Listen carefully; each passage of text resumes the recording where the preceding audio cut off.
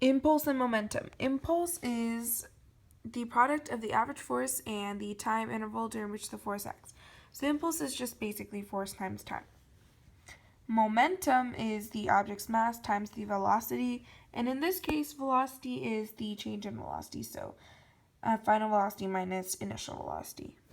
And impulse can always equal momentum change, so Ft equals m times the change in velocity.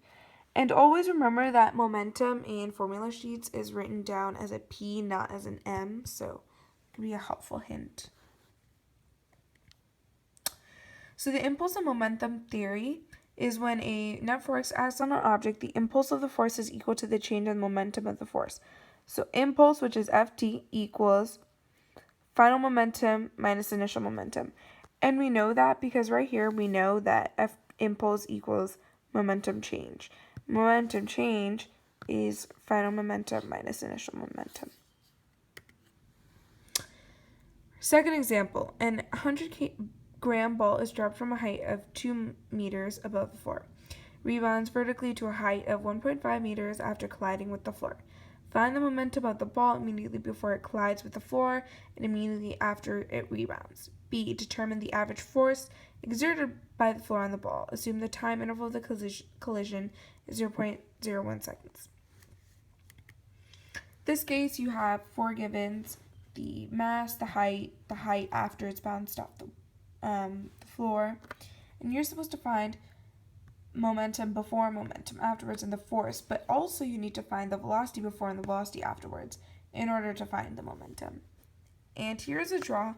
I always think a draw always helps, so always draw a diagram. First step is to find the velocities before, so kinetic equals potential energy. Solve for V equals 6.26 meters per second. You do the same for after, and you get V as 5.4 meters per second. Just plug in all the values. Third step is to find the momentum before and after, and you use the velocities here and plug into this equation. Masses are the same, velocities you found out here, you find out, and you get negative 0.626 kgs times meters per second for before, and after you get 0.54 kgs times meters per second. Fourth step is to find the force exerted by the floor on the ball. You use the equation that was given right here. Ft equals m times change in velocity. So Ft equals change in velocity. We know what t is, we know what m is, and we are trying to find out what the change in velocity is.